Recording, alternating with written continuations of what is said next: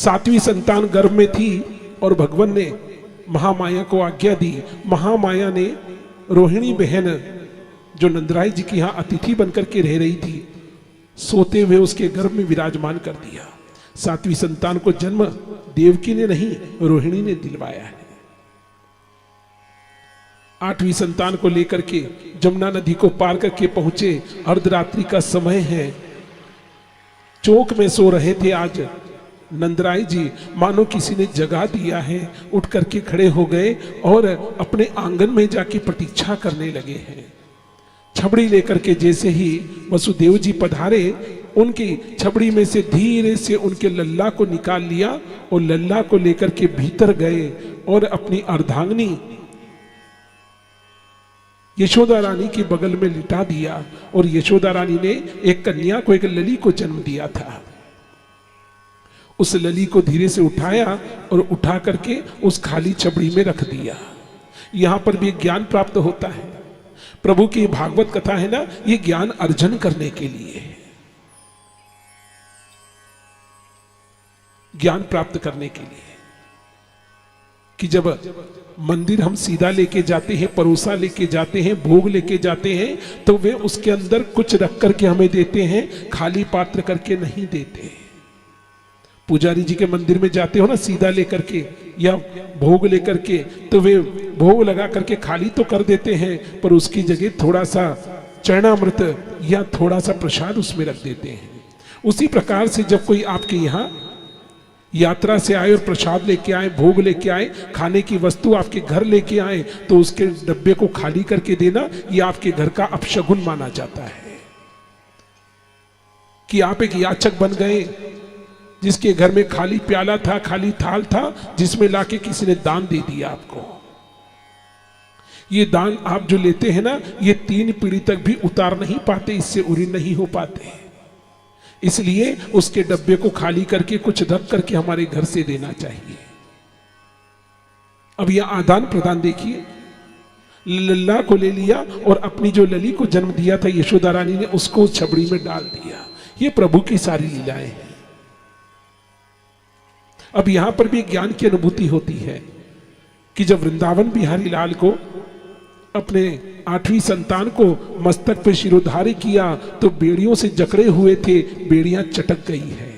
अर्थात भगवान यदि आपके साथ होंगे तो मोह माया से वशीभूत नहीं रह पाओगे, मोह माया की बेड़ियों से स्वतंत्र हो जाओगे। धीरे धीरे कारागृह के बाहर आ गए, जमुना नदी को पार करके पहुंच गए गोकुल ग्राम। और जैसे ही वहां पर लल्ला को उतारा, उस लली को लिया जो महामाया का स्वरूप थी, तो माया से मोहित हो गए, तो फिर लौट करके जेल में स्वयं पहुंच गए, कारागृह में पहुंच गए, बेड़ियों से जकड़े गए, 7 द्वार अपने आप बंद हो गए, चटके हुए ताले वापस से जुड़ जाते हैं। और जो द्वारपाल थे उठ उठ के अपने खड़े होकर अपना कर्म करने लगे हैं। कन्या जोर जोर से रोदन करने लगी। आज पहली बार हुआ है कि इतनी चित्कार करके वो कन्या रोई कि जो अचेत अवस्था में पड़ी थी, जच्चा बन करके देवकी, वो भी जाग जाती है। जाग करके अपनी लली को उठा करके बार बार चूमने लगती है। मैं तो एक ऐसी नागिन की भांति हूं जो संतान को जन्म देती है और उसके काल का कारण बन जाती है। रोदन करते हुए बार बार उसे चूमती है और अपने आंचल में लेकर के उसे दुग्धपान कराने लगती है कि तभी वो पापी दुराचारी भाई नहीं, कसाई के रूप में कंस आ जाता है। हाहाकार करते हुए आया, मानो कि पूरा कारागृह उसके अट्टहास से गुंजायमान हो रहा था। त्राही त्राही मच रही थी।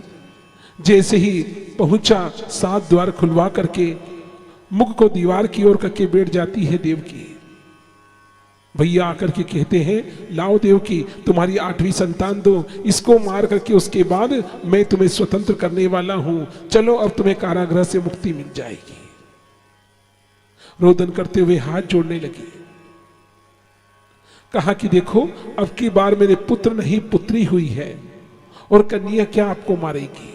इसका कन्यादान देकर के आपने अभी तक जितने पाप किए हैं उससे उऋण हो सकते हैं। भैया इसे मत मारिए।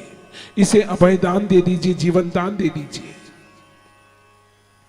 इतना सुनने के बाद भी दुग्ध पान कर रही थी कन्या, उसके छोटे छोटे पांव जब आंचल के बाहर आते हैं तब उन पैरों को पकड़ करके खींच लेता है और दुग्ध पान करते हुए उस कन्या के जो होंठ थे वहां से कुछ दूध की धाराएं टपकने लगी नीचे की ओर, माता का जो दुग्ध पान कर रही थी।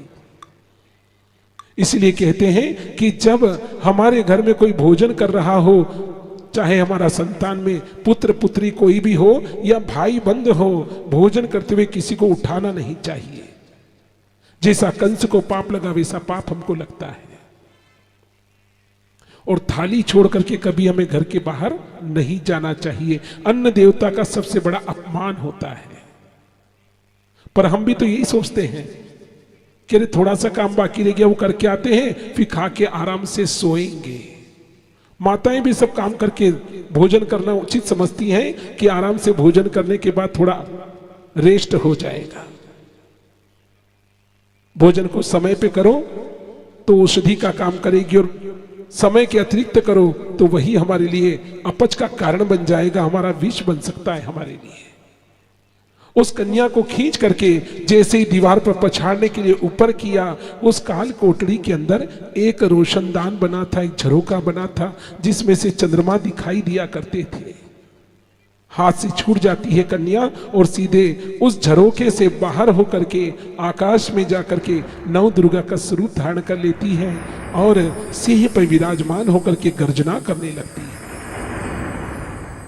मेरे मारन से काहो कंसा तू बचने को नाही, तेरो बेरी प्रकट भयो है पहुंचो गोकुल माही। यशोदा गोद खिलावत है, यशोदा दूध पिलावत है। इतना संकेत दे करके महामाया अंतर्ध्यान हो जाती है। पहले तो मन में प्रसन्नता थी, 8वीं संतान मर गई, अब मेरे पैर का कंटक निकल गया है। किंतु जैसे ही आकाशवाणी को सुना महामाया की, गाल बजने लगे हैं, अंग कंपायमान होने लगे हैं, पलट करके वहां से चला गया। जाते जाते कह करके गया है, हे मित्र वसुदेव, हे बहन देवकी, बहुत सोचा था कि तुम्हें अब कारागृह से मुक्त करवाऊंगा, तुम्हें सम्मान के साथ अपने रंग भवन में ठहराऊंगा, किंतु अब तुम्हारे भाग में जीवन पर्यंत यही भोगना लिखा हुआ है। चले गए और जाकर के चिंतातुर होकर के बैठ गया। 3 दिन हो गए हैं चिंता के वशीभूत होकर, न तो भूख लगती है न प्यास लगती है। उस